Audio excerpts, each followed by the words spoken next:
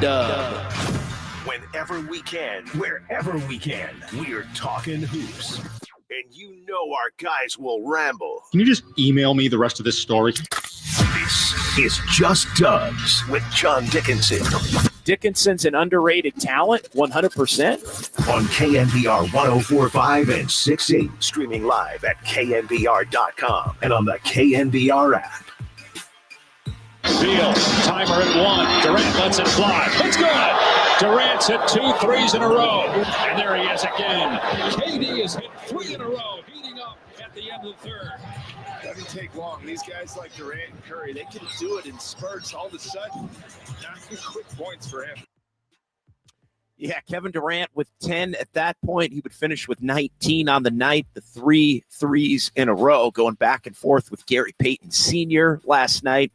Inside Chase Center, Warriors end up getting blown out 130-105, the final in that one. And the Warriors continue to be what they have been for the last month and a half, which is exactly a 500 team at every turn. You look at the beginning of this season as we welcome you in here to Just Dubs with JD, John Dickinson, here on a Saturday morning with you for the next couple of hours. 808 KNBR, the number 415-808-5627 to give us a call or shoot us a text here. We've got the great Kyle Haar back in our San Francisco studios here on this fine Saturday morning, even though a dreary and a little bit rainy one as we open February and now just 5 days away before the NBA trade deadline. How active will the Warriors be? Well, I think they're going to have to be active, and that's nothing new, certainly, from a lot of the discussions that we've had here over the last couple of weeks and really the last couple of months. But as it relates to where this team sits in the last week, and we'll get into the deadline, we'll get into some of the names that have been mentioned a lot in connection with the Warriors here over the last couple of weeks. Also, some of the names that maybe haven't been mentioned as much as the Warriors continue to really try and evaluate all the different ways they can get better. And I think the one thing that everybody can agree on is the fact that this team does need to get better if they intend to be a playoff team. And you look at where things sit right now. We talked about the 12-3 start to the season, and then the Warriors go 3-12 immediately after the 12-3 start. So they're 15-15. Since they've been 15-15, we talked about this last night on Dubs OT, they were also 16-16, 18-18, 19-19, 20-20, 21-21, 22-22, 23-23, and yes, with last night's loss to the Phoenix Suns, 24-24. And just you look at the last 2 games, the victory against Oklahoma City, which got them to 1 over, and then the loss last night against the Suns. And you could make the case specifically looking at the game, if you wanted to, in a vacuum as a one-off. You can look at the game on Wednesday and say, hey, the Warriors played like a team that doesn't need a trade. And then you can look at last night and the way that they play against Phoenix and really look to be, without Draymond and Kuminga, outclassed from a talent standpoint. Not only outclassed from a talent standpoint based on the fact that the Suns have 2 stars, but even some of the other Suns' depth when you start to stack it up. And the Suns have been a disappointment this year due to injury, due to Bradley Beal, who they're trying to get off of and make a trade to potentially acquire Jimmy Butler themselves. The Suns have been a disappointment at 25-22, although they've played better lately. But you look up and down their roster, and the Suns are the kind of team that, you know, they have players, and I addressed this on Dubs OT again, they have players that the Warriors would covet, that would fit right into the Warriors rotation. They have a clear-cut 2-star system in place. They thought they had 3, but Bradley Beal's really not that guy anymore. But they do have Booker and Durant. Booker controlled the game last night. I mean, really start to finish, he controlled the game. Durant's Durant. He was kind of, I don't want to say going through the motions, but just coasting. last night, 10 points toward the end of the third quarter, and then boom, boom, boom, 3 threes. You heard the ESPN call there, and that's what Durant can do, and basically ending the game. Warriors played competitively in the first quarter, started to get away from him in the second quarter. Suns extended in the third quarter, and then really put the Warriors away in the fourth quarter. But I think that stretch where Kevin Durant hit the 3 straight threes, and he's going back and forth with Gary Payton Sr. sitting in the stands. And that was pretty much the moment at which the Warriors were put to bed for last night. But you look at the other names beyond Durant and beyond Booker. Nick Richards. Nick Richards, somebody that's been kind of languishing as a younger player in Charlotte, 14 and 16 last night. You look at the center spot, 24 and 22. 24 points, 22 rebounds the Suns got from their center spot last night, Nick Richards and Mason Plumlee. Mason Plumlee would be a backup big who could help the Warriors. Tyus Jones could help the Warriors. Help Bradley Beal, if you separate his contract. Bradley Beal would probably be the Warriors' third best player. In terms, obviously Draymond and Wiggins, but second best scorer. And again, Bradley Beal's been a big-time disappointment for Phoenix. Role players, Grayson Allen, mentioned Plumlee. Hell, Monte Morris and Yusuf Nurkic don't even get off the pine for the Suns. So again, I thought last night individually was more one of those nights where you look at, they didn't get the same kind of production from Quentin Post. They didn't get the same kind of production from Guy Santos. Dennis Schroeder struggled after playing maybe his best game, one of his better games with the Warriors in terms of him and Steph playing well together against Oklahoma City. And it just wound up being one of those nights where the Warriors just look across and don't have enough. Kind of reminded me of when they played the Kings. And again, the Kings are another team that's right there in that same category with the Suns and some other teams, similar records, with the Warriors still on the outside looking in terms of the play-in tournament. And when you watch those two teams play, you go, oh, yeah, De'Aaron Fox would be, Sabonis would be, DeRozan would be.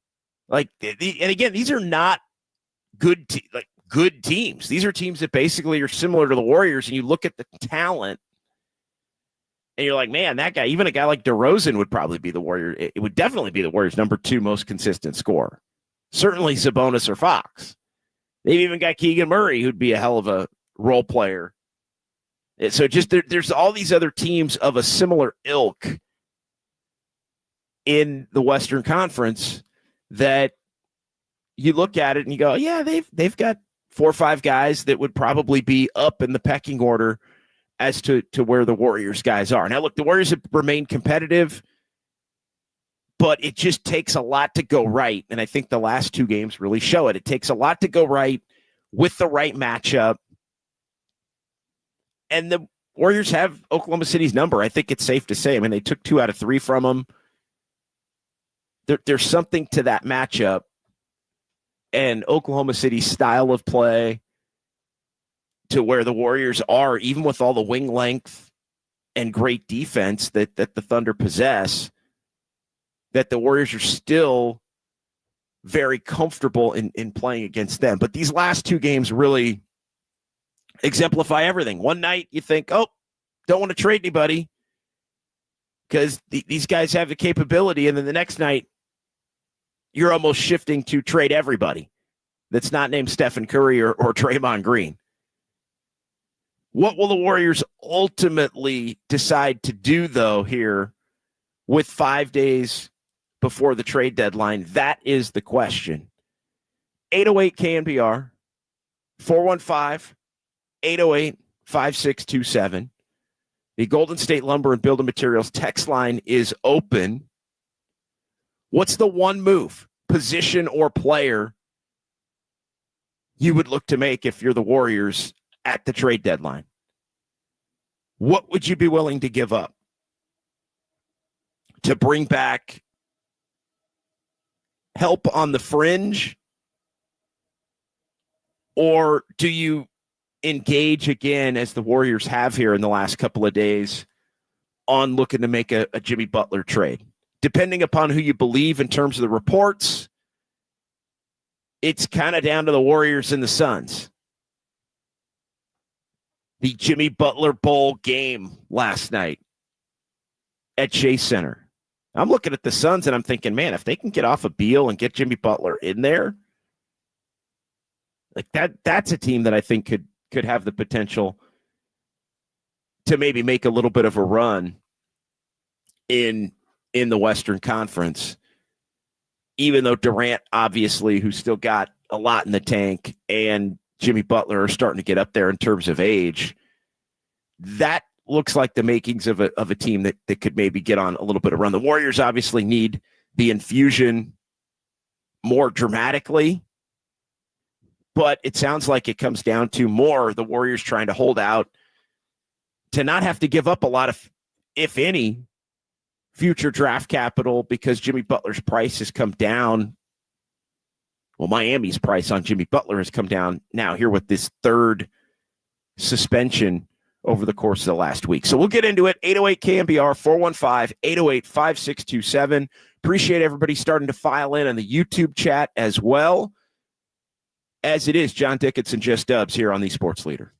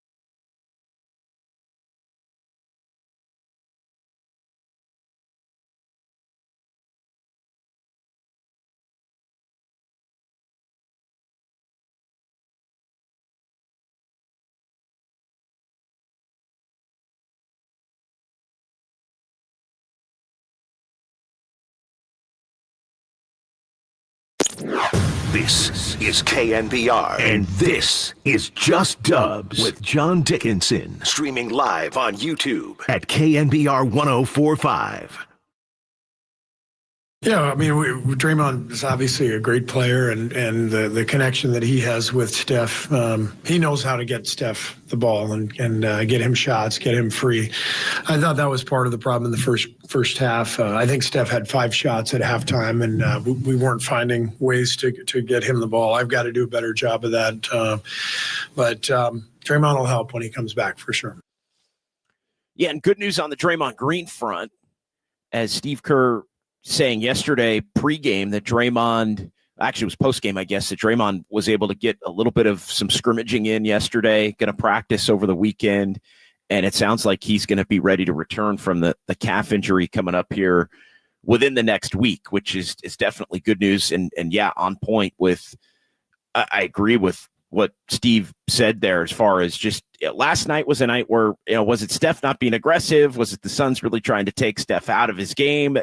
There have been certain nights where the Warriors just look like they're unconnected to Steph at times. Like teams will kind of get them a little bit out of sorts, and there are enough players who haven't consistently played with Steph Curry that have struggled to find him in the right spots. There was a couple of sequences last night in the game against the Suns where, he was open on a relocation, got missed. He expected a screen to be set, didn't get set. And he just kind of floating around. At one point, there were 3 players all in the same spot. Like the spacing just wasn't great. And it was just kind of a struggle night for Steph to function in the ways that he's used to being able to function. And there's more pressure ramped up on him to try and be someone that's performing at a higher level, in part because the Warriors are not getting the nights that they got from some of their other players on Wednesday in the game last night. And so it all kind of compounded itself as you look at it with, you've got Wiggins not having the night that Wiggins had. 6 of 20 for 17 points. You've got, Buddy Hield actually got off to a real good start and then was pretty quiet in the second half of this one. But you just, 17 ends up being the Warriors' high for the game, and it's Moody and Wiggins who both had 17. Then you got Pajemski and Steph with 14, Buddy with 13, and that's basically it. So guys were just not, the fluidity was not there, and Steph's shot wasn't there also. I mean, that's the other, I think, grand takeaway from a game like last night, and we've seen this a number of different times, and I think it all relates back to the Warriors needing to put an emphasis on looking to add, looking to reshuffle this roster a little bit coming up here at the deadline. And it's the simple fact that on a night where Steph can't really score and hit his average and doesn't shoot well against a team of equal or better talent, sometimes against teams with lesser talent, it's just really difficult for the Warriors to be in the game consistently and win it. Like it almost has to be, you look up at the end of the night and it's like, oh yeah, Steph had his 25. Maybe he didn't start well, but he closed the game. Hit some big daggers down the stretch and put the game away. Or it was just, Steph went for 35 and led the Warriors to victory, and Wiggins had his 25, 22, whatever. Again, when Steph performs at that level, regardless of whether it's he's not being aggressive or he's just not hitting shots or the connectivity's not there in the flow of the offense, probably a combination of all of those things on a given night. But this team's almost got no shot on nights where Steph doesn't perform at that all-star or superstar caliber. And I think you look at the game against the Suns, again, that puts it in that category. 808 KNBR 415-808-5627. Golden State Lumber and Building Materials text line is open as well. 707. Much of what you're saying is true, but if the Warriors make their bunnies, they actually win that game. They lost by 25. if they make their bunnies. And they were awful last night on the interior. But the Warriors don't ever make their bunnies. Like, that's extremely rare. And I'm bringing up the exact numbers as we speak here. And it was horrible. Don't get me wrong. 18 of 47 in the paint for the Warriors last night. They missed 29 in the paint. And to that point, the Suns made 28 in the paint. Warriors missed 29. Suns made 28. They lost by 25. They could have made 10 more. They still would have lost by 5. They could have made as many as the Suns did in the paint. They still would have lost by 5. That's how bad it was. 56-36 points in the paint. But all of the missed layups. And, I mean, that point is not, Curry had one that got blocked. Schroeder had a couple last night right at the rim. Wiggins was really bad. 5 of 14 in the paint for Wiggins. And I'm looking at 1, 2, 3, 4 driving layup attempts, basically, that were missed. He did have a couple of makes in there as well, but 5 of 14 in the paint for Andrew Wiggins. That's tough. GP2, 1 for 5 in the paint. I mean, you look at the difference between 2 games. I mean, that's it. Wednesday to Friday. I mean, GP2, the ultimate finisher against Oklahoma City, and couldn't finish anything in the game last night. But yeah, it's the Warriors never, you can't say if the Warriors make their bunnies, because the Warriors never make their bunnies. Only the Charlotte Hornets are worse in the NBA at making their bunnies. Think about that for a second. As we bring in Kyle Haar here in our San Francisco studios. Think about, good morning to you, Kyle, and think about that. The Warriors are only worse than the Charlotte Hornets in layup and paint field goal percentage. Yeah, that's terrible. And then you think about where can their offensive production come from? And if they're not hitting threes, they're second worst at layup percentage and the worst at free throw percentage. So right. where are you getting your points if you're not hitting your threes? And that's just been an ongoing issue this season. Yeah, and Steve Kerr admitted as much early in the week, just the fact that, hey, if this team doesn't make a bunch of threes, they kind of don't have a shot. Again, I think this all points to another indicator. And by the way, the Charlotte Hornets are 12-33 on the season. So that is, look at it, that's like the fourth worst record in the NBA. I actually thought they were worse, but 12-33 is pretty bad. No question. But yeah, worst at layups, layup percentage, the Warriors right there. And again, it all leads back to the need to upgrade the roster at the deadline in ways that can continue to help this team try to push forward. Appreciate everybody watching on YouTube and Twitch as we get the show going. Good morning to everyone. We'll get a couple of these. Atco Pest Control, appreciate you. Jason Mishler. JD on a Saturday just feels right. Yes, it does. EB here. Phoenix made 50 baskets. The Warriors made 36 baskets. Yeah, that's your game. Again, it was a lot of it was in the paint. Phoenix was moving the ball. Andis Brown, the 41 assists. Yeah, they were kicking it around, and the Warriors were in scramble mode all night long. Open threes, open in the paint.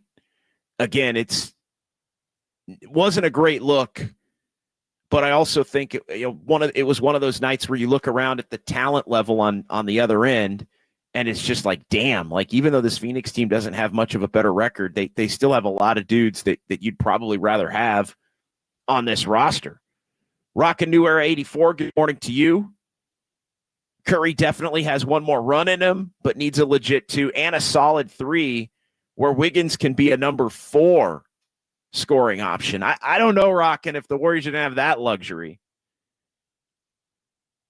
because I don't know that you can get 2 guys that are going to come in, especially if you're not giving up Wiggins. And that's where we're going to continue the conversation here before we get into some of the different names maybe that you haven't heard or have heard less that could be connected or potentially help the Warriors should they look to make a move on the front. And here's the thing, you gotta try to make the big move first if you're the Warriors. So the smaller moves come into play either when the big moves get ruled out or after the big move comes to fruition, and then you look at what's still remaining on your roster that you have to fill.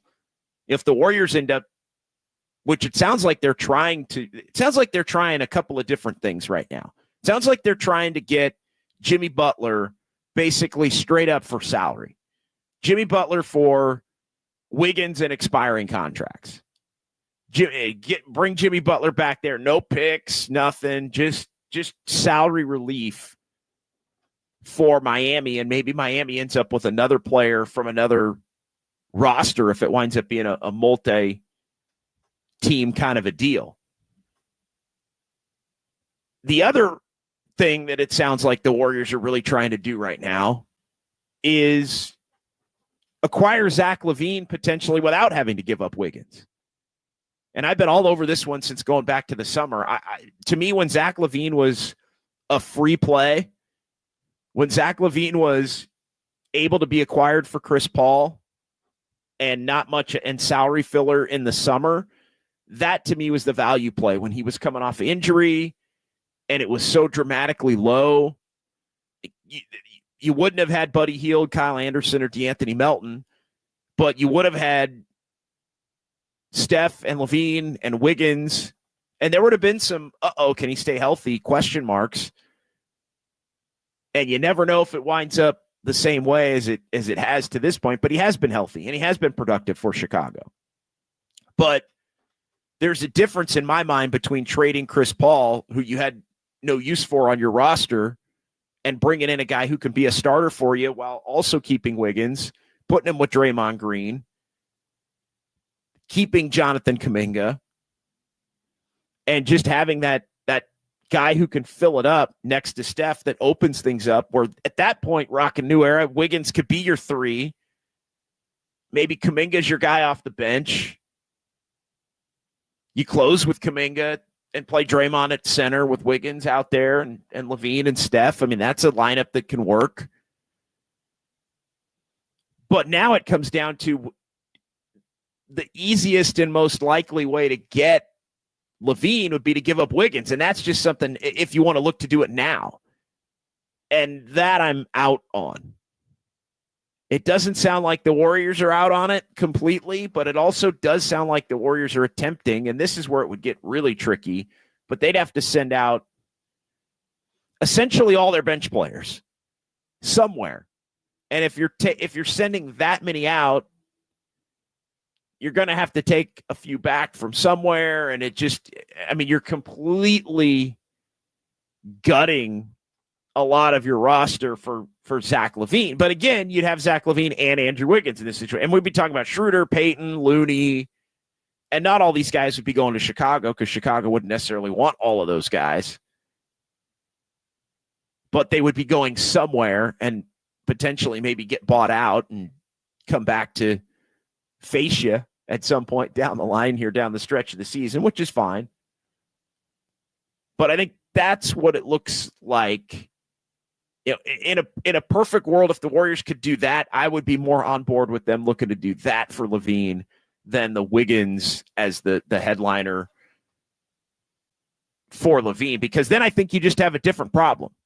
Then I think you become a team that can score more effectively, but you also become a team that I think immediately can't defend anybody. And I'll also say this, if you're going to go get LaVine and Wiggins is going to be part of that deal, you also need to get a stretch big. Or you need to get a 3-man back in the deal. Because you still don't have a 3-man. And don't tell me, oh, well, Jonathan Kuminga is going to plug in and play the 3, because he's not. Unless you go get a stretch big on top of it. Although I still don't get the impression that the Warriors, at least the coaching staff portion, would be real keen on, oh, well, Jonathan Kuminga mid-season coming off of an injury when he had just played great at the 4 for a few weeks is now going to just start to play the 3 and be effective. We've seen JK at different times before after an injury come back, and a lot of them, we've seen him build momentum up before, become injured, come back and struggle for a little bit to get reacclimated, even just playing the 4. So I think that would be a lot to put on Kuminga's plate for the final third of the season. But I don't think it's got a shot unless you make 2 moves. It would have to be LaVine and Vucevic and maybe Torrey Craig. And then that's maybe a little bit too much Bull for me. That might be a little too much Chicago Bull DNA. I don't know. I just that there's something to, like, I think because the Warriors have been so void of scoring, we look at some of these guys, sometimes we put them on a little bit too much of a pedestal. I mean, there's a reason, injury's part of it, why Zach LaVine's not gone anywhere. And again, injuries are part of it, but it's also been, I mean, last year the Bulls were attaching draft capital to him to try and move him out, and the Warriors were still like, nah. Some believe that they were attaching draft capital. It various reports on that.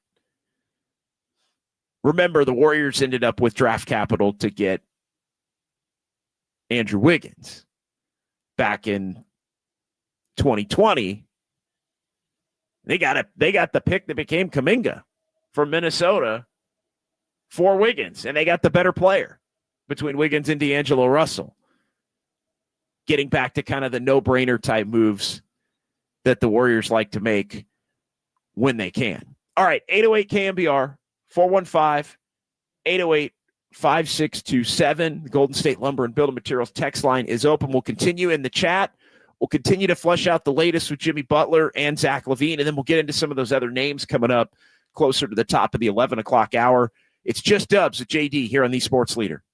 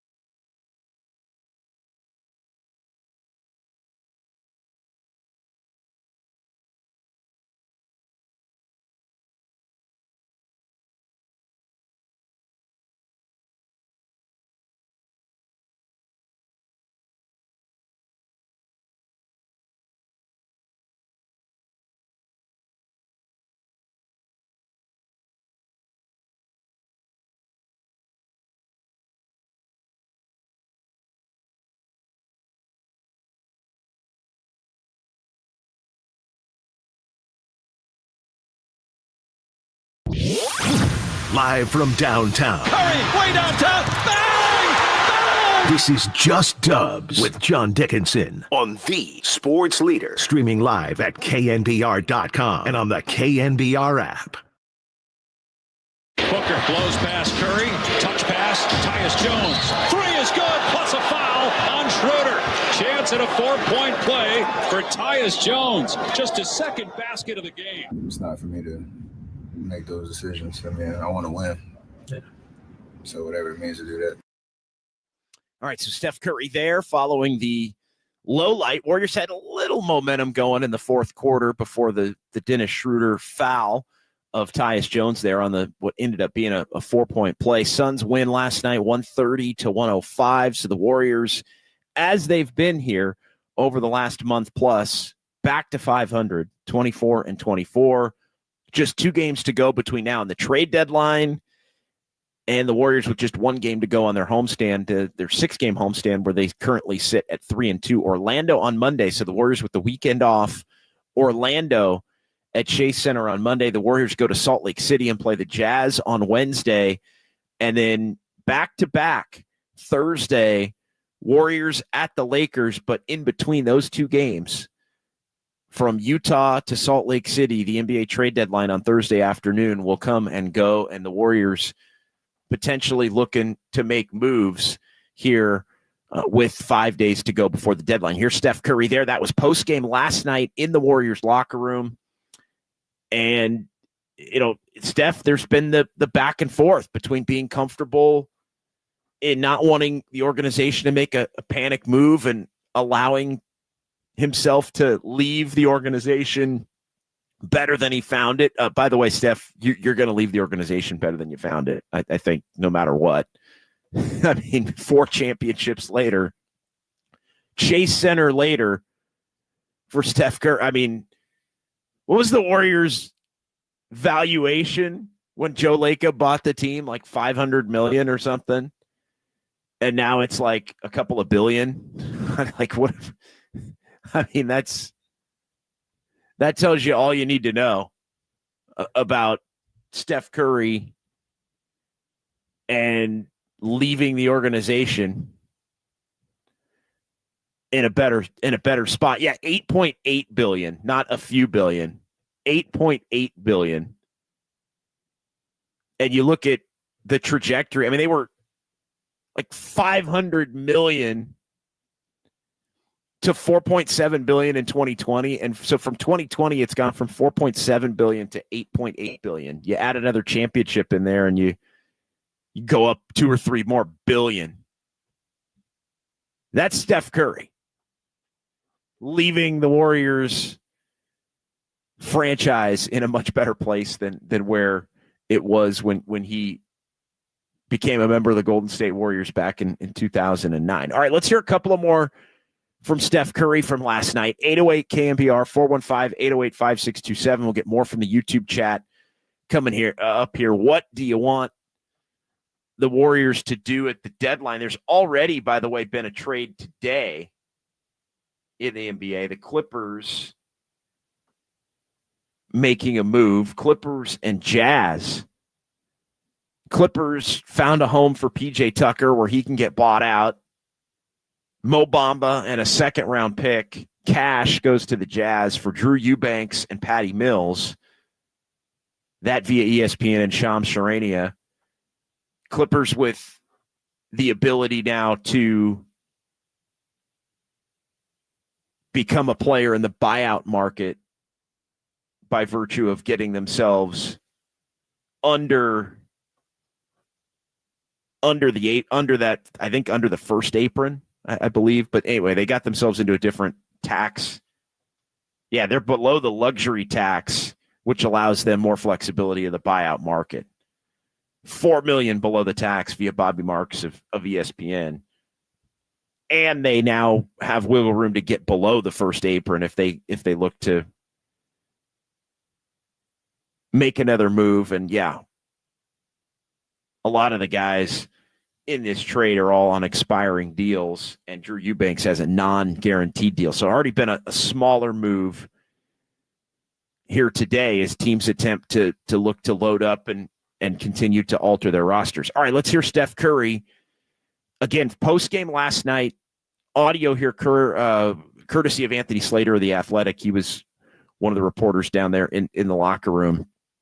And so here's Steph on the trade deadline, and this really being the third consecutive trade deadline for the Warriors that's been a little uneasy.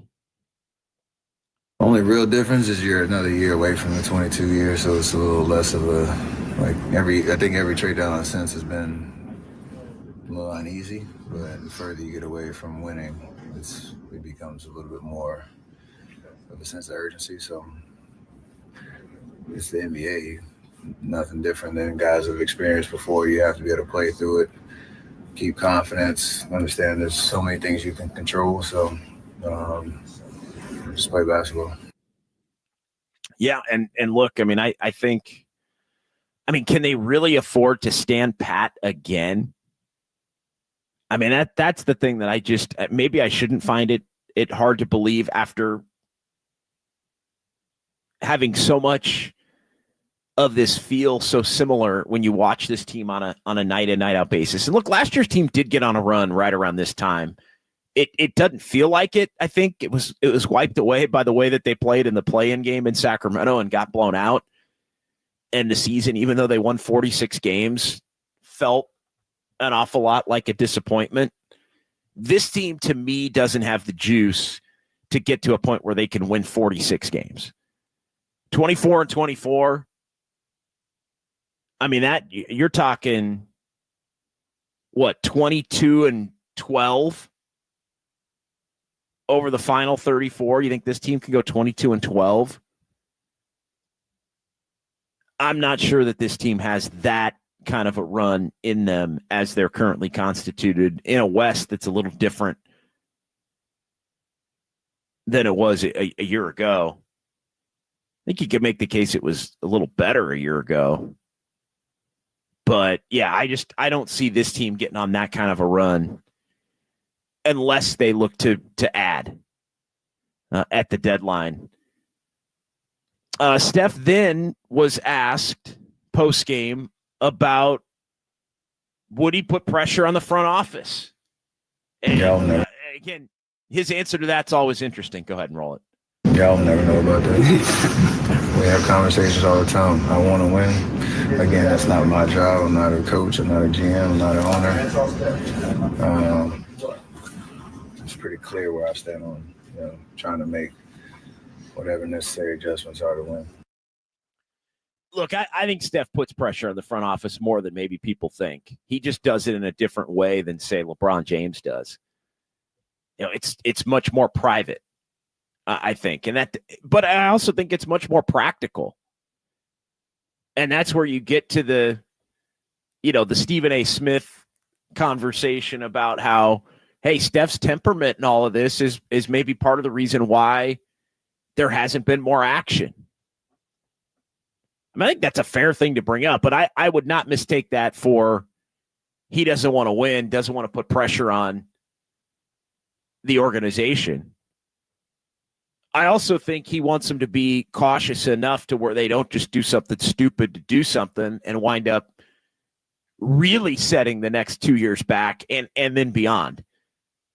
I think it's a nice thing to say, and look, I'll take him at his word that he's concerned about the years after he's gone.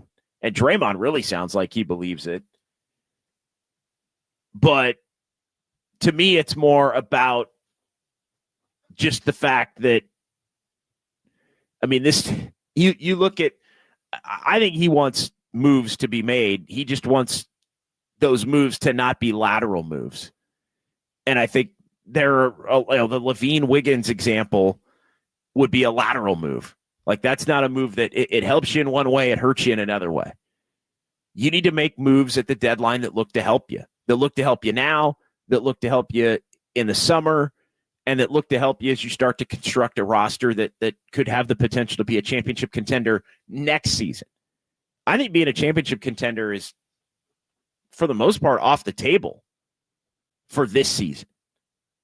Who's the one player that, could Jimmy Butler put them back in that conversation? Probably not. if Andrew Wiggins is going in that deal? Probably not. Because and others that would have to go in that deal would have to be replaced in terms of depth. It would, though, immediately. I will say, if the Warriors were able to get into a playoff series and it was Steph and it was Jimmy Butler, like they would have, if they're able to get into a playoff series, they will have proven to be good enough up until the point that got them to that playoff series to where you might start to think, oh, well, maybe they can win a couple of rounds at that. But I think Jimmy Butler, and again, I'm not saying it's a lock, a guarantee, anything like that, but Jimmy Butler's the one guy, for all of his faults, and there are a lot of them, and he could walk right out the door, or he could be so ticked off about a contract situation that he goes Mr. Shutdown on you, like he's done at a couple of different points, including Miami. He did it in Minnesota. He has quit before. It is not beneath him to quit on a franchise. He's done it multiple times. But when he's locked in and engaged, he's also someone that could be a carrier as recent as 2 years ago. And he didn't have a Steph Curry on that Heat team that he got through the Eastern Conference to face Denver in the NBA Finals. All right, 808 KNBR. JT in Oakland next here on the Sports Leader. Hey, JT. Hey, how you doing? Doing well, man. What's up? I was a Jimmy Butler fan for years, and I see his value, but he's done that to every team, not just a few teams. Every team he's been on, he's left past. And as far as adding guys at this point, I think we need to think more about subtracting guys. That the guys are just not working out. I'll go Brandon Brzezinski for me, Gary Payton III. And your analogy about Wiggins is great. It might be good, but it also is not good. I wouldn't move Wiggins. I think if Wiggins is your third, fourth best player, I think he's still very valuable to the team. But I'm thinking about these guys who are just not working out. And I have a question for you. Every time it seems Moses Moody is on the court, he plays well. Why is he in and out so much? Is he bad on defense? Am I missing something? It's matchup based. I think in certain matchups they view him more as he's been playing a lot of four lately. He's been playing a lot of power forward, actually, undersized power forward, because Kuminga and Draymond have been out, and Kyle Anderson has come back in the last couple of games, but he had been out too. So basically they've been so void of having a power forward. They were playing him there, and he's been more successful there. I just think some nights they view him as a 2. Some nights they view him as a 3. Some nights, obviously lately, they viewed him as more of a 4. And I think they at times he's a little turnover prone. At times his defensive matchup, like you'd rather have him on a 3, but you need to put him on a 2. You'd rather have him on a 2. He's not quite quick enough to guard 2s. Sometimes he's not quite big enough to guard 3s. But he has played the stretch 4 position. I think it's a little bit of that. And I also think there's other players, like Wiggins, who's going to play a lot, and like Kuminga and Draymond, when they're healthy, are going to play a lot. And it kind of puts him down the ranks of, you almost have to consider him a 2 to play him regularly. And I just think there are certain nights against certain matchups where the Warriors are like, yeah, we can't really play this guy at the 2 against this guy on the other team, and then he winds up not playing. Yeah, that makes sense. Cool. Thank you, man. Thanks, JT. I appreciate it. I don't think any of the younger players are necessarily going anywhere. That'd be the other thing. I mean, I think the Kuminga thing with the injury, I think, has been tamped down as far as, would he be in some kind of a deal? And that's fine. I mean, the Warriors are also making the decision that they're going to pay him in the offseason. But I just look, they want to hang on to Kuminga. They want to hang on to Podziemski. I think Moody probably could be included in a deal if it gets something done. One of these other bigger type moves.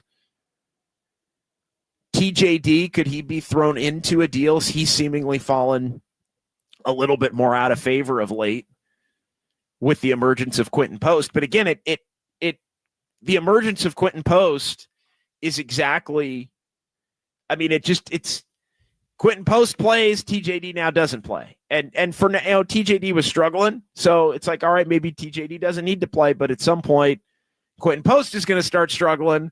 And then it's, do you go back to TJD? So that to me is, again, you're looking at, well, what do you do at the trade deadline? What do you do? What do you do? What do you do? Well, I think that's the kind of thing where you look at it and you just get yourself a big that can just be the guy that's going to play the bulk of the minutes, and then you pepper it in terms of the backups off of that. And I think that ends up, but you need that one guy that's going to play the majority of the minutes, and you know he's going to play the majority of the minutes every single night. The Warriors do not have that right now at that center spot at all. There are nights where Looney's the best play. There are nights where TJD's the best play. There are nights where Quentin Post lately obviously has been the best play.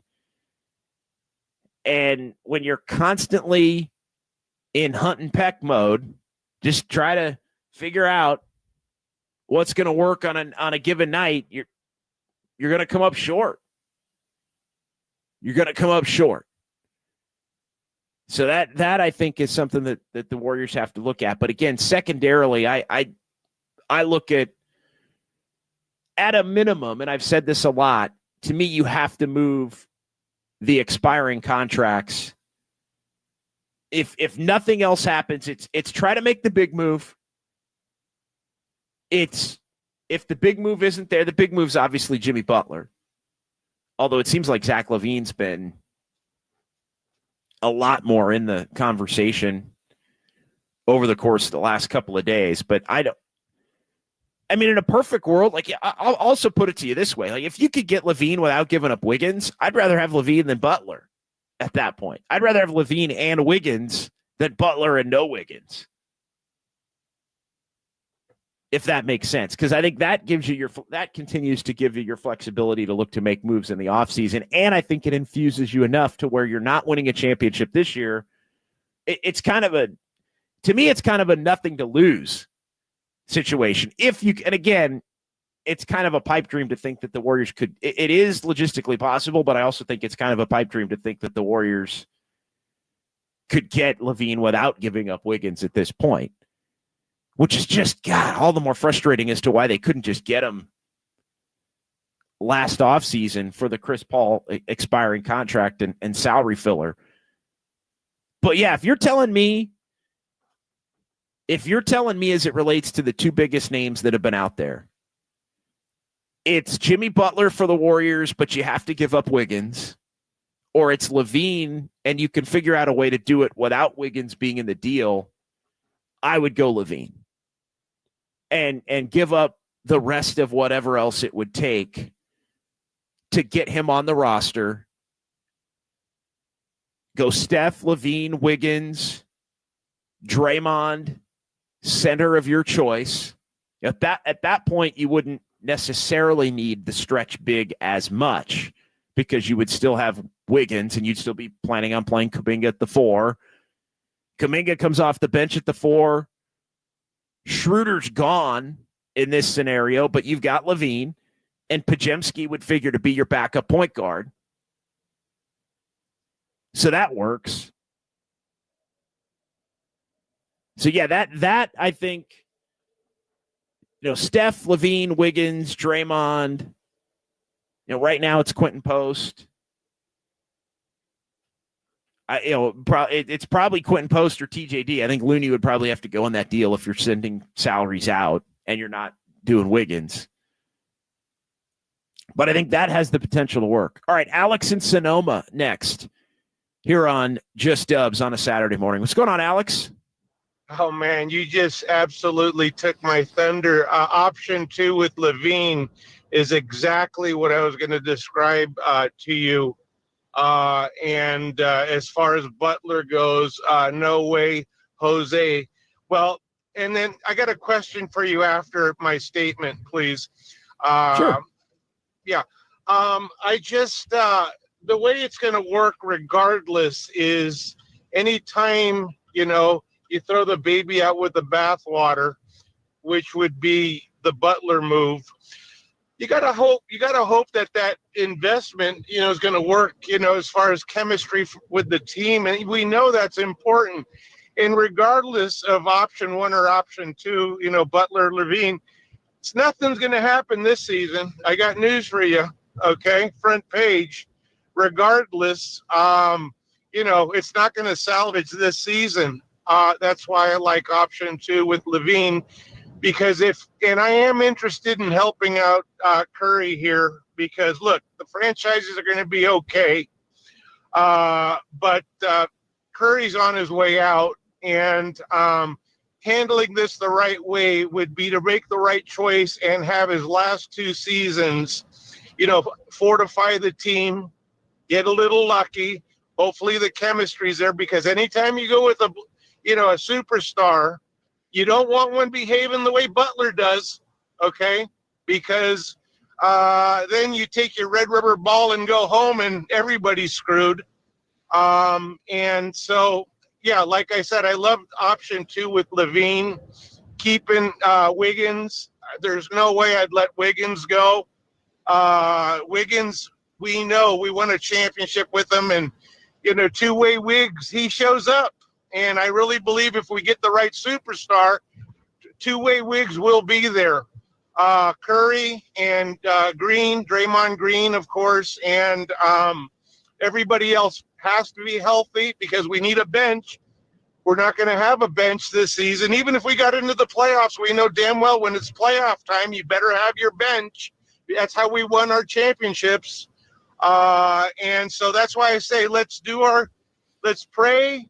I make the LaVine trade if it's Butler or LaVine, because the personality is very important when you're investing in a superstar. It's nice to have both, the talent, and also, like I said, not giving up halfway because all of a sudden you're upset.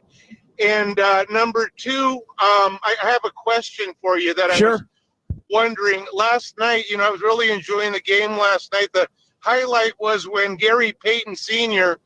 had a couple words with Durant. And, speaking of Durant, I would love to have Durant back. He's got the skill. We had the chemistry until we know what happened with Draymond Green and, having the words. But did Kevin Durant have a problem with Steve Kerr at the end also when he decided not to re-sign with the Warriors? And I think he did a little bit. I think my sense, Alex, was always that he thought that the Warriors culture was a little bit phony. That was my I don't know if it was a tactical thing. I think, tactically it may have been, hey, too much of the open system, for too long, when it's like, hey, we've got the best players and I'm one of the best players in the league, and we've got 2 of the best 3 players in the league. Let's just run people off the court, maybe running a little more pick and roll or running a little more simplified system. I think that was maybe part of it, Alex. I think the other part of it was, by the end, I think whether it was his beef that's been kind of quashed with Draymond over the years or whatever, I think there was a sense that when he joined the Warriors, it was like this utopia in terms of culture and everybody loved each other and all that. And then by the end, it was like, yeah, actually it's not that great, right? Like there's more stuff going on behind the scenes here by the end, to where he, it was still a winning enough environment, but it wasn't this, panacea that it kind of had been made out to be. And look, I think he was part of the reason why it moved down that road to where maybe it was less harmonious than it had been in the past. But I think if there were 2 things, those would be the 2 things, Alex. I remember that. That's excellent. That's an excellent point. And the only thing is, I didn't really remember if he had and obviously it's possible, because so much stays behind the scenes and in the locker room, as it should, because once it gets out in the media, then it gets, blown up to where people's feelings get hurt, and, then people leave. But, in a fantasy, it would have been nice for Durant to stick around and then have Poole here too, and, save all this money and maybe have another championship or 2. But I really appreciate the question I had in answering that. Yep. As far as the between Durant and Steve Kerr. And if I may, just a couple of just a real quick, little, Alex. Yeah. We're up against it a little bit here. Steve up. It's almost impossible to deal with all the personalities in pro sports, but I will have to side with Steve as far as I could tell, one of the better. He'll treat you like a man.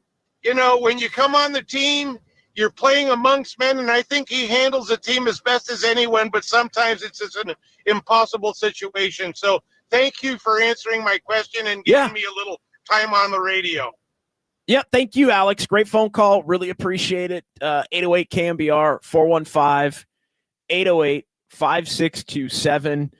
The Golden State Lumber and Building Materials text line is open. The phone lines are open as well as you listen here to KNBR 104.5 FM and 680 AM San Francisco, a Cumulus media station. It is Just Dubs with John Dickinson here on a Saturday morning as we talk Warriors basketball with you for a couple of hours each and every Saturday. Warriors off this weekend in terms of games. No games until Monday after the loss last night to the Suns.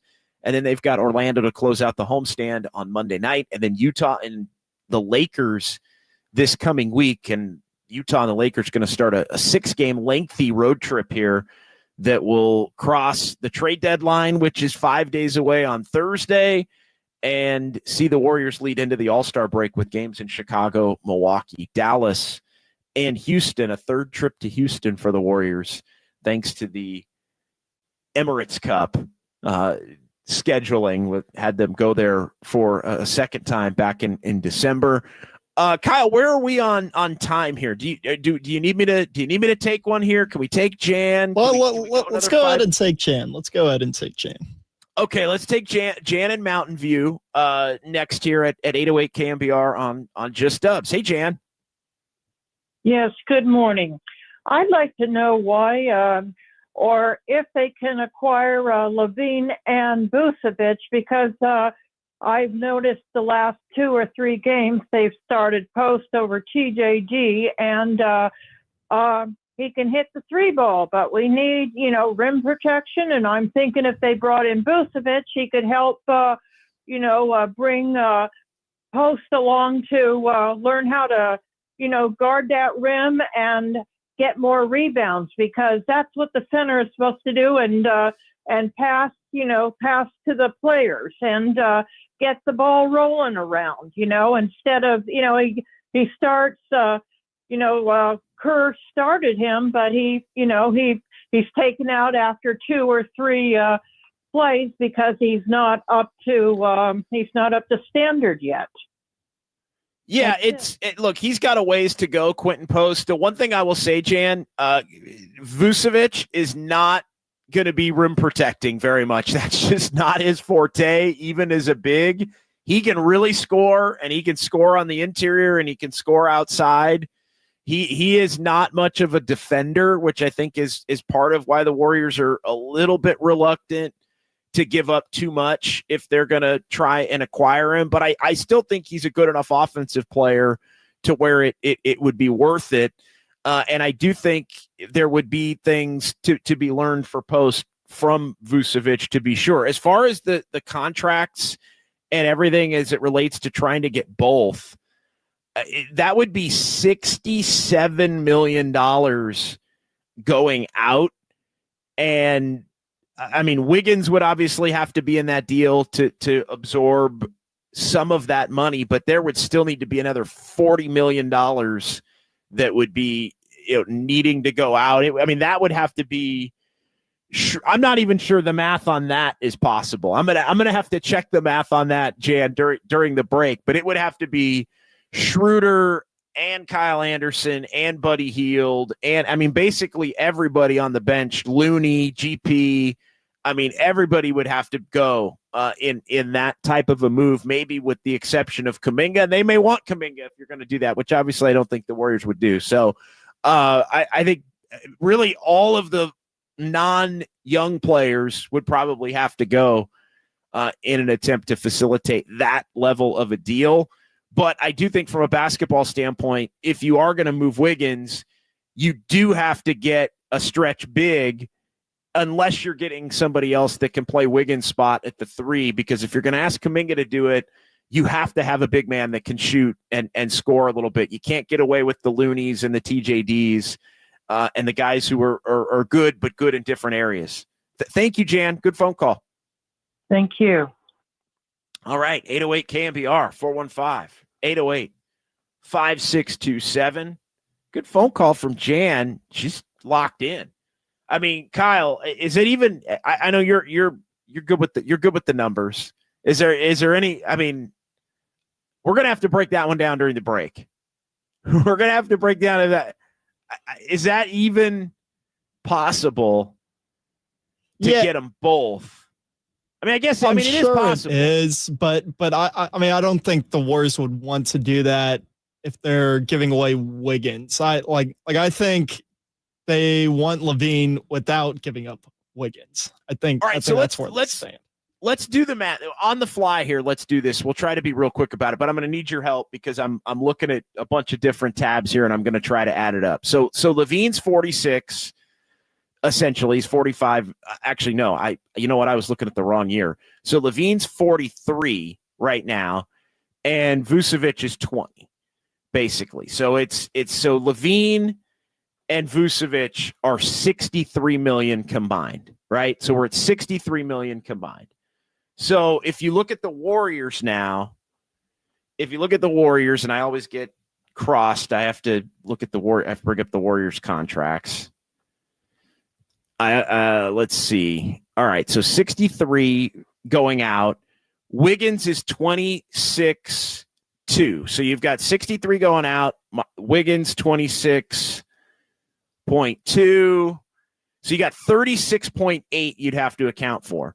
Schroeder would have to be in that deal. Looney with his 8 million would have to be in that deal. Schroeder's at 13. GP, let's say 9.1 would have to be in that deal. And then you're still about 5-6 million short. So it would have to be Pajemski and Lendy, Buddy, and maybe you take something back. So it is possible. It is possible, but it's dramatic.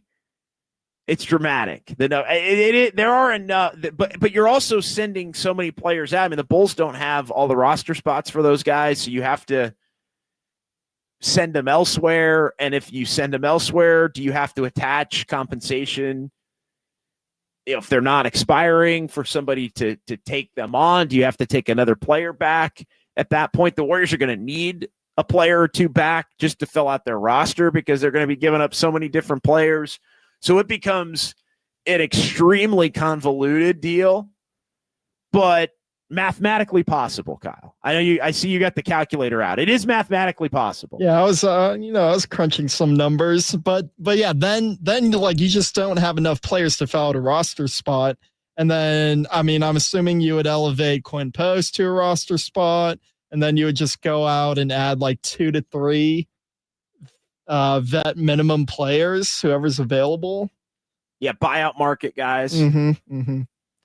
Yeah, buyout market guys. But then you gotta hope that enough of those guys want to join what you've got cooking as well. So, all right, let's take a break. 808 KNBR 415-808-5627. More in the chat coming up, and we'll get to some of these other names that could be potential fits for the Warriors coming up. It's just Dubs at JD here on the Sports Leader.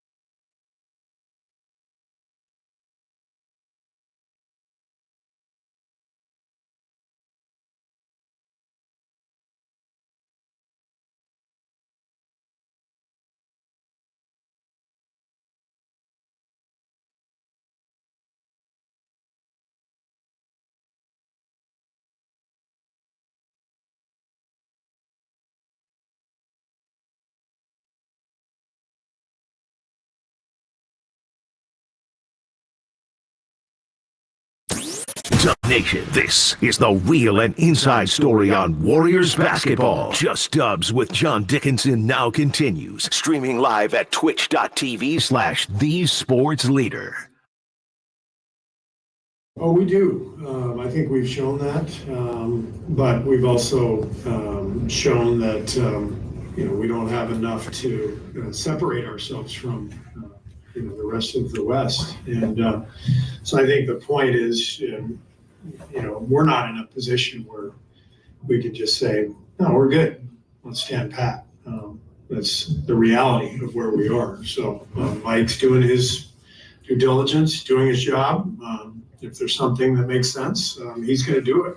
And if not, then I'm very comfortable going forward with this team because I know what we're capable of, and I believe in the guys, and we'll hopefully try to capture a little momentum here. We have an opportunity for that. I think tonight's a big game in that regard, coming off the other night, but we got to go do it. Yeah, and they did not do it last night. That from pregame as the Warriors ended up getting beat by the Suns 130-105. Back here on Just Dubs. John Dickinson here on this Saturday morning. 808 KNBR 415-808-5627. That's the number to jump in and join the conversation. We've had some pretty good callers today. We've had a couple of texts.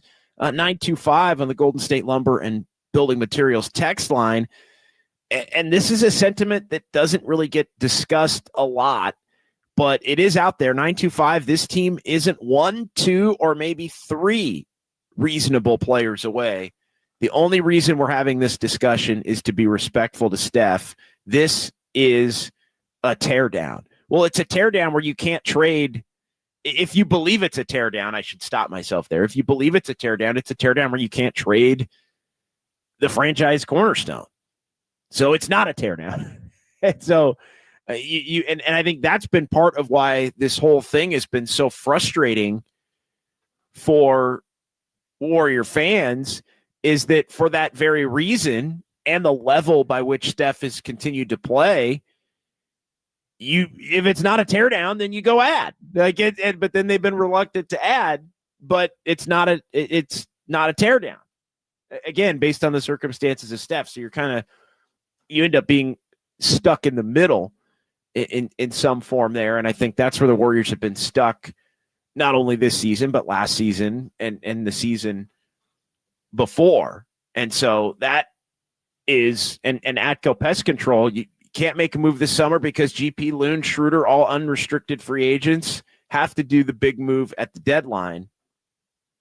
At least have to be able to make a move to extend those players who are expiring contracts into a player who is not an expiring contract. And I think that's part of the appeal in some form of Vucevic, is the fact that it's like, well, you could just turn Looney and GP into Vucevic at a minimum, and he's got $21 million left in his deal next year.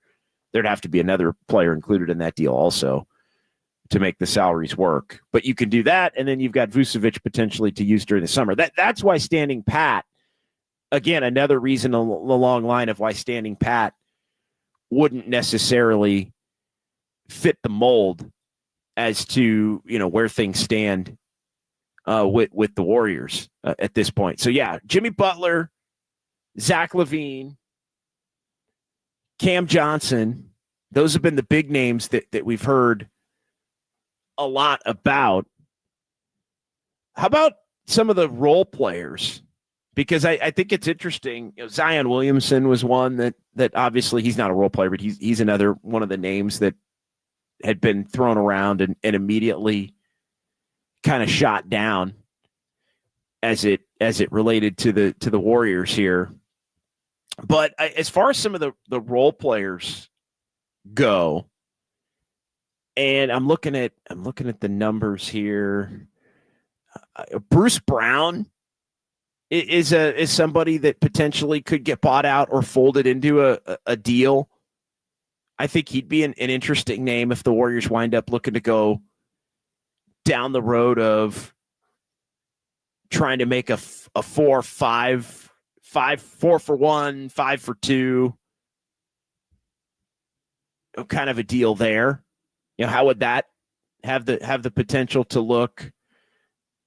Torrey Craig is somebody else that his name has come up as far as maybe being a throw-in in terms of a deal with LaVine and or Vucevic. Could he be somebody that's a veteran, kind of a stopgap? Because that would be the thing. If you do, again, the Wiggins deal for LaVine, you'd have to figure out a way that you can come up with some kind of wing players that are potentially coming back or going the other way. I think you also have to keep an eye, if you're the Warriors, on what ultimately happens with the Kings and the Spurs. And the potential for guys that are on the move, because there's been reports that deal could get folded into a Jimmy Butler deal, either with the Warriors or Phoenix. And so I think you have to keep an eye on both of those rosters. Would there be players that potentially could be of interest? Would a year of Kevin Huerter, who's been really down since 2 years ago, had a good year 2 years ago, and has really been down since and injured. But I think they're going to potentially be, he's somebody that I think potentially could be on the move somewhere, that could be a 1 year stopgap shooter, somebody that gets folded in the offseason into an expiring contract kind of a move. I'm looking at San Antonio's roster as well, as they may have to make some moves, and it sounds as if they're reluctant at this point to include Stephon Castle, which they should not. I think I'll say this right now on Castle in a deal potentially for Fox. I think Castle's going to wind up being a better player than De'Aaron Fox. I don't know how long it's going to take for him to get there, but he is a terrific young player. And it would not surprise me in the least if he down the road, 2-3 years down the road, you're like, damn, Stephon Castle's actually the number 2. And even if they look to get De'Aaron Fox almost functions as the number 3. But San Antonio's going to have players potentially on the move there. I think there's going to be a market for role players to be had once the big names get fleshed out. And I think there's going to be an opportunity for the Warriors to get back in there and retool as it relates to the depth and the flexibility to continue to make moves. So those are a couple of the names. I got a few more we'll get to between now and noon as far as just relating some different names, not star name type players, but role players that could come in and be potential throw-ins in a deal where you have to take a little bit of salary back in an attempt to make things work that might fit the mold. 808 KNBR, Christian and Fairfield next year on the Sports Leader. Hey, Christian. Hey, JD. What's going on, man? The guy on Toronto, Bruce Brown, and Chris Boucher, they're both going to be free agents at the end of the year. I was out of town when we played the Bulls, and their guys that were doing the game were talking about Chris Dwart needs to get in the game. He's a 6'6" 3-point shooter. So I think the Warriors need to go, because last year in the second half, they played the young guys because Chris Paul got hurt, and they went on that run.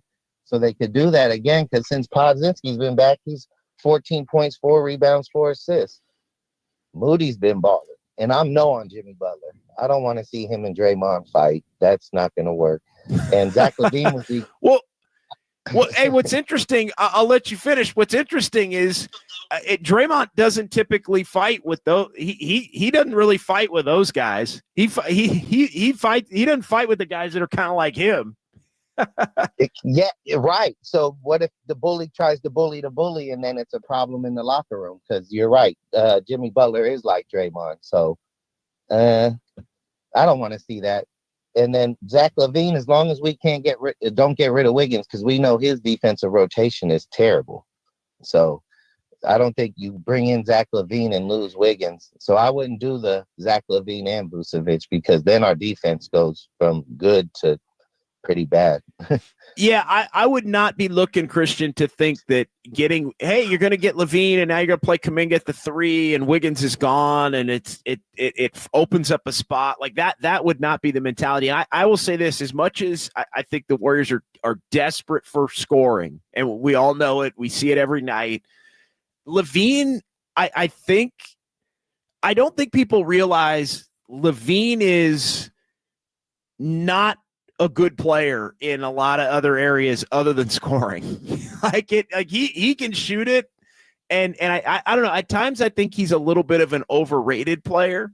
And one of those guys where you don't necessarily, if you're not watching him every night, you think he's a little better than he is. And then you get him to where you start watching him every night. You're like, oh my God, like he's a really bad defender and he takes a lot of bad shots. And yeah, he shoots a 44% clip from 3, but he still takes some bad ones. And so I again, I'm a little more warm on I think LaVine could help him, but at what cost? And again, that's where I keep going back to the Chris Paul thing. It's done and gone. Can't worry about that now. But I do think LaVine's a little bit more flawed than people think. He's an athletic Buddy Hield. Ooh. And he can handle it a little better. And he can handle it a little better. Yes, he can create a little better off the dribble, but okay, he's Jordan Poole then. We already went down that road. He's not what we need to. He's not going to help us win the championship. I don't think so. Well, no, that's the case. Hey, Christian, thank you for the call. Appreciate it. 808 KNBR, good phone call from Christian. Yeah, he's a little different than Jordan Poole. He's a better shooter, better pure shooter, maybe not as much on the drive. He does have a better handle, but he also takes bad shots sometimes. And I think, that's something that Warriors would have to get him and coach out. But again, I'm not saying it's don't make the deal or but I don't think I think there's this belief that he's never really been a winning player in his career to this point. And so I think he's a little more flawed than people think. Again, not saying you don't get him, but it's all a matter of what are you going to give up to get him, and where does it leave the rest of your team in terms of how you're trying to build out the remainder of your roster. All right, quick timeout. 808 KNBR 415-808-5627. We'll continue the conversation as it is just Dubs at JD on the Sports Leader.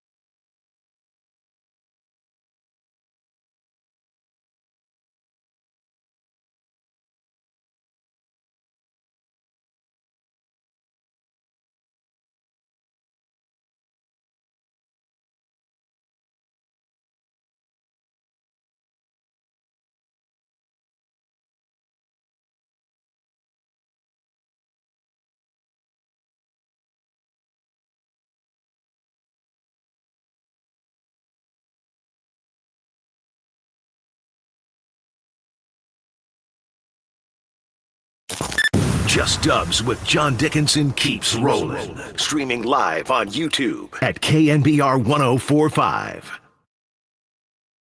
It's hard to trade a guy that make $52 million a year. Like, you got to give up. For instance, if you look at our roster, say you want to trade, say you want to trade for Jimmy with the least amount of players that you could on our roster. That's 4. That means either you got to trade Jimmy straight up for Steph, or you have to trade Jimmy for me and Wiggs. And it's like, right? So I don't think you're going to do that. So then now you start looking at what else? Well, you got to trade like 5 guys to match that for money. one guy. Then you Then you start getting into, well, you need a third team because now you got to clear rosters. It's hard to trade. And then also another thing is people don't understand in this league when you start talking trades. It's great players don't get traded. Right. Like that just don't happen. Like great players in their prime, you don't get traded. Not usually. And Draymond Green, not a name that's been in the rumors in terms of the Warriors' willingness to look to make a move at the trade deadline, including him. But so, yeah, trades are hard. Big takeaway there. I think what we already knew. Trades are hard, but coming at it from a little bit of a different perspective there is Draymond Green. We're back here, Just Dubs, with JD, John Dickinson here on this Saturday morning. 808 KNBR, the number. Let's get back into the chat. The caller before mentioned Chris Boucher. Chris Boucher would be somebody that I think could help. That is a stretch big. That is someone that could rim protect and is in the final year of his deal. So he could potentially be somebody that's folded in as well. I know our buddy Andis Brown in the YouTube chat mentioned Cam Johnson again, which is not a new name, but a name that's kind of gone away. I think the price, though, for Cam Johnson sounds like it's still probably going to be more in the range of what the Warriors are not comfortable with if they're hell-bent on a couple of first-round picks or a young player and a first-round pick. Again, the reluctance to look to move Kuminga, while I understand it on the one hand, I think if you're thinking Cam Johnson, you're thinking Kuminga and a pick, or you're thinking 2 picks. And I think that price is likely still too steep for the Warriors. And I think there are also bigger things that they're trying to look to accomplish in their mind in terms of whether they can get LaVine on a value play if they can't find the right combination to potentially land Jimmy Butler. And a good portion of the show, I mean, the Warriors, Cam is, everybody loves Cam Johnson. I mean, that's no question. Uncle Looney, I'm completely out on LaVine, our buddy Uncle Looney. I don't think he's a perfect fit. I like it a lot more if you don't have to give up Wiggins. I do think he does fit. His shooting has been on point this year. I would be a little reluctant, as I've said, to look to add too many Chicago Bulls players to the roster if it ends up with like Vucevic and others being folded into a deal. But I like LaVine. But I like LaVine a lot more if you don't have to give up Wiggins. That's the problem. Shyam, the Warriors are missing a shooting guard position. Warriors, when they had Melton as a shooting guard, the offense was top 5. Imagine LaVine on a team 10 times better than Melton. Well, he's offensively 10 times better than Melton. He's not defensively. I mean, Melton could do both. Melton could defend and make shots and not need to take a lot of shots and be efficient.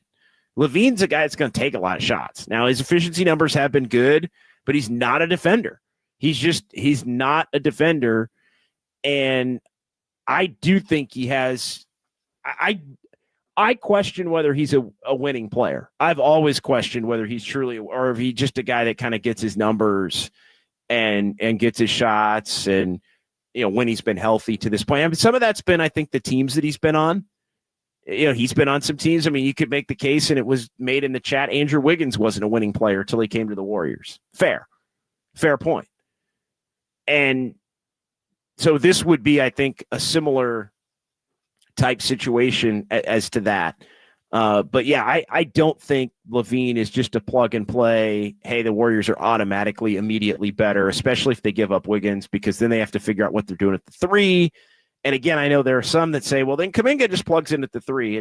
Well, Kuminga hasn't, again, played any three since the beginning of the year. And I do think with more shooting on the floor, he does have the ability to potentially become a three eventually, but that ain't happening overnight, and it ain't happening coming off of an injury between now and the end of the regular season. Like that's more of an off-season project when you know your team and you build the entire roster around the fact that now you have these players like that. That's not getting put together on the fly. And so I think there would almost have to be a stopgap three included in the deal, or the Warriors should have to look to go out on the buyout market and add themselves a three to get into the mix. And so you're fixing one problem, you're creating another problem. And then I think you got to look to, and you might be sending out a number of other players in the deal to where you have to fill some spots there. But yeah, I think again, I'm in on LaVine if you don't have to do Wiggins in the deal. I think I'm out on LaVine if Wiggins has to be in the deal. I don't think he helps you. He helps you in ways that you would then be hurt in other ways, and I think you'd be in a very, very, very similar position as you are right now. 808 KNBR 415-808-5627. Looking through the chat. Great to see a lot of our regulars. Enrique Rivera, EB here, rocking New Era. Atco Pest Control. Uncle Looney. Great to see a lot of the regulars in the chat here on this Saturday morning as we get closer to the trade deadline, and it's going to be fun. It's going to be interesting when you look at what this team ultimately looks to do. And is Dre angling for that GM role when he retires? Yeah, he really does like talking about trades and player movement and the future and not wanting to give up too much because it'll hurt the franchise potentially down the line. I do think Draymond would be a better GM than a coach.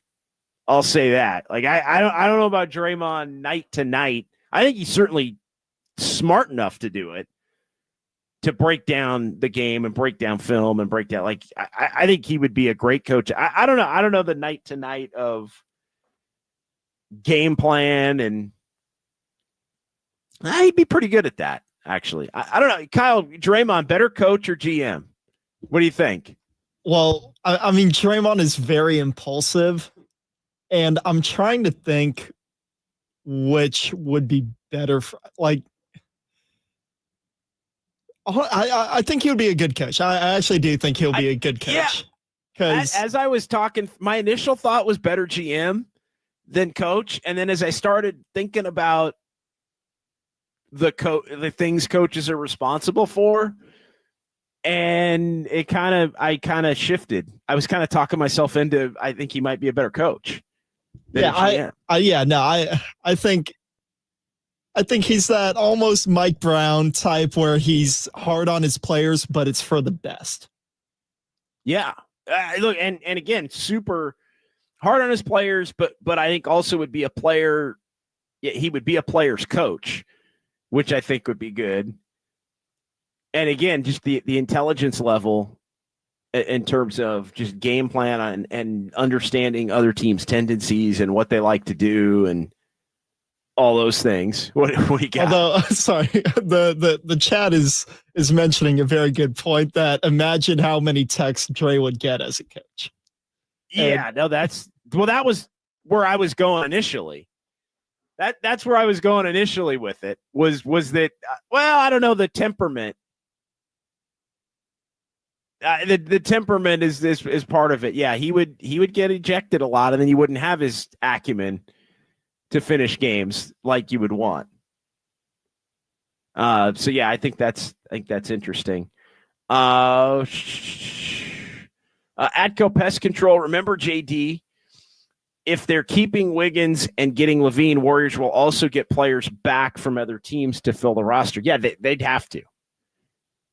They would definitely have to do that because they would be giving up everybody else on their roster in an attempt, which I'm actually okay with. Like I'm okay with giving up a lot of the veteran players, assuming you could find homes for him. Like I don't like who would take Buddy Hield for 3 more years on his deal, 2 on a player option after this year.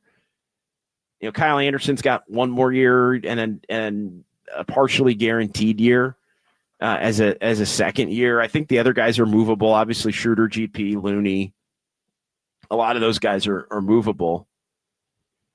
But yeah, it would be Atco a complete and utter retool of.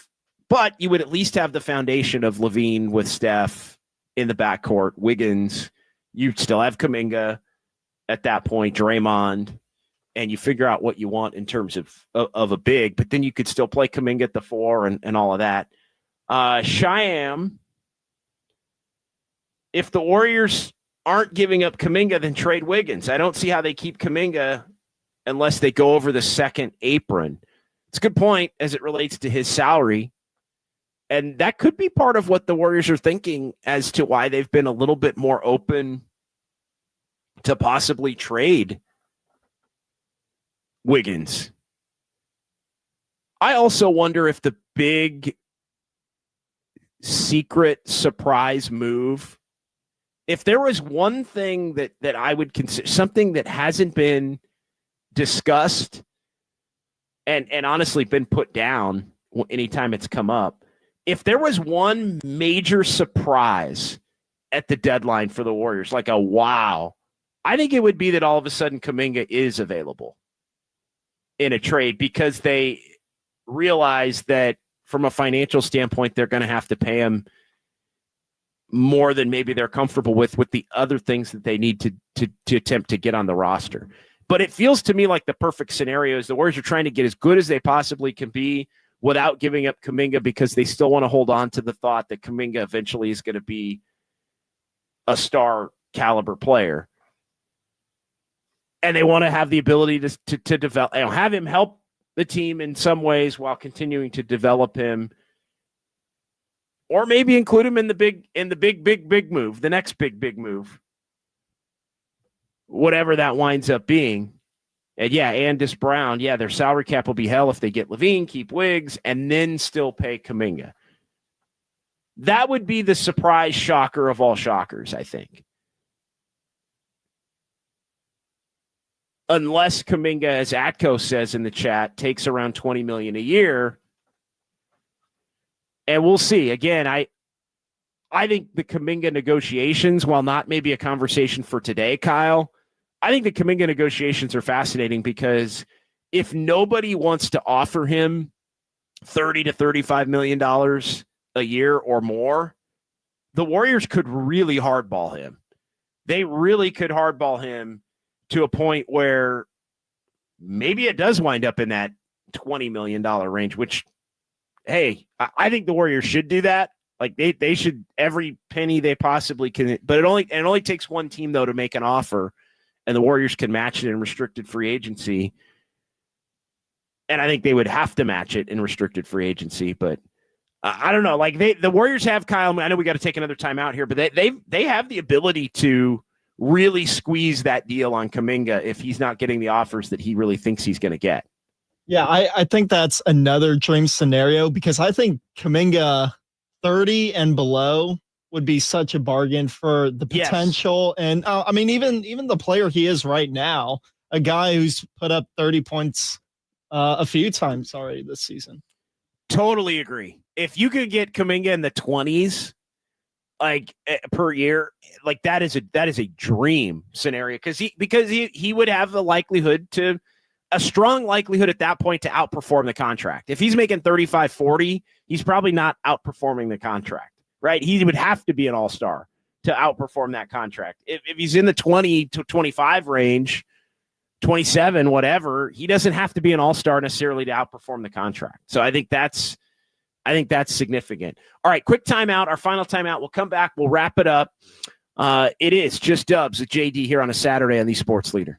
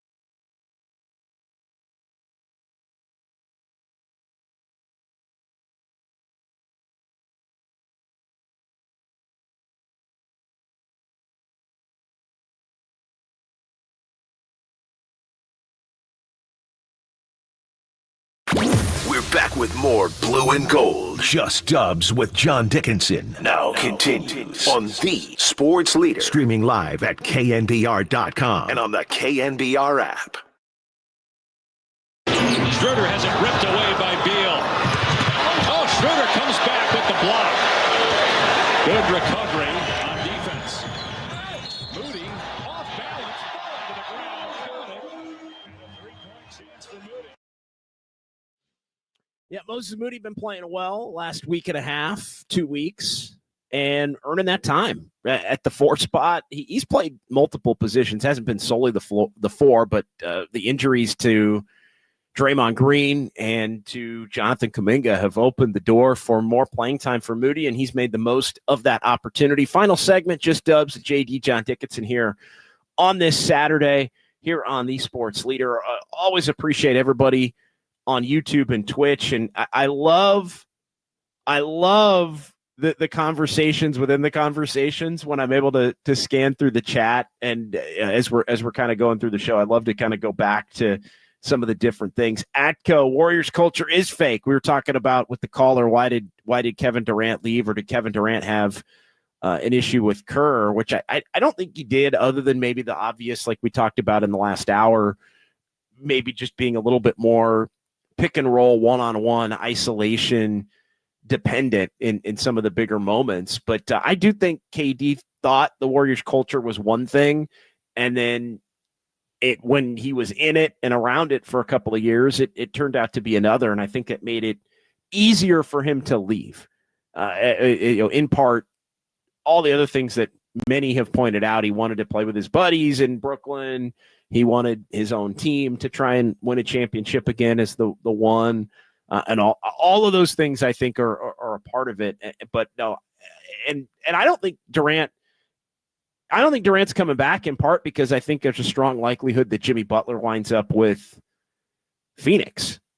That's the other part of trying to get Jimmy Butler, is that, or at least try and prevent Phoenix from getting Jimmy Butler. Because if Jimmy Butler goes to Phoenix and that works out, then Kevin Durant's not going anywhere. And I know Kevin Durant, for some, has been kind of the pipe dream as to the superstar that may try to steer his way, shall we say, back to the Golden State Warriors here if things flame out in Phoenix. But Ishbia, the owner there, has flat out said, as long as he can figure out a way to move Bradley Beal, he will not only bring Jimmy Butler in, but pay him, like give him the $200 million or more contract extension that he's going to want, even though that's going to put him 35. And I sound like LeBron, 35, 36, 37. He's 38, 39. He's going to be really pushing 40 at that particular point in time. Big thanks to everybody today throughout the show. Really good phone calls. Wonderful job by Kyle Haar as well. I wanted to read this, and we were going to try to find the audio from it, and I actually forgot. We talked about it on Dubs OT last night, right at the end. The exchange between Kevin Durant and Gary Payton Sr. I'm just going to read the quote, and it's a little bit lengthy, but I love this from Kevin Durant. Kevin Durant was asked about the exchanges last night with Gary Payton, the OG Gary Payton, GP2's pops, the legend, the Hall of Famer. Yeah, it's always been good when I run into an older player. This is Durant, especially who played in the 90s, because I feel like that's the golden years of the NBA. So I try to let them know, especially GP, I try to let them know what it would have been like if you've been on the court with me, because they tend to talk down on the mentality of our era players. So every time, GP's a great sport about it, one of my favorite players, somebody I look up to, major respect for.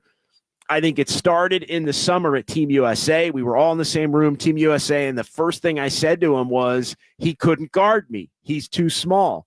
Them dudes that he played back in the day weren't close to me. I was just talking crazy to him. So I guess we just picked it up from there. I love that I can have that kind of rapport with the older generation of players and let them know that I'm like little bro to them. I always looked up to them my whole life. So yeah, I'm going to talk a little beep to them. So it was fun. Major respect for GP, and major respect for KD. I loved it. And again, GP didn't do the Warriors any favors last night, because I think Durant put the game away in that moment late. But I got KD's a real one for some of the things that he gets pressed on and has been in the chat here today. KD's a real one who loves the game, and I think respects the history of the game. And I thought that was just fun and cool to watch last night at Chase. All right, for Kyle Haar, I'm JD. Kyle Chung, I see you in the background. What's going on, brother? Have a great rest of your Saturday. Everybody in the chat, from Woodpit 420 to Atco to Andis, Estimated Eyes, EB here, Cheyenne. Appreciate everybody chiming in here. Uncle Looney, all of the regulars rocking New Era 84. We'll talk to you Monday from Harmonic Brewing following the Warriors and the Magic, and we'll talk to you next Saturday right here, just Dubs, 10 to noon on KNBR 104.5 and 680, the sports leader.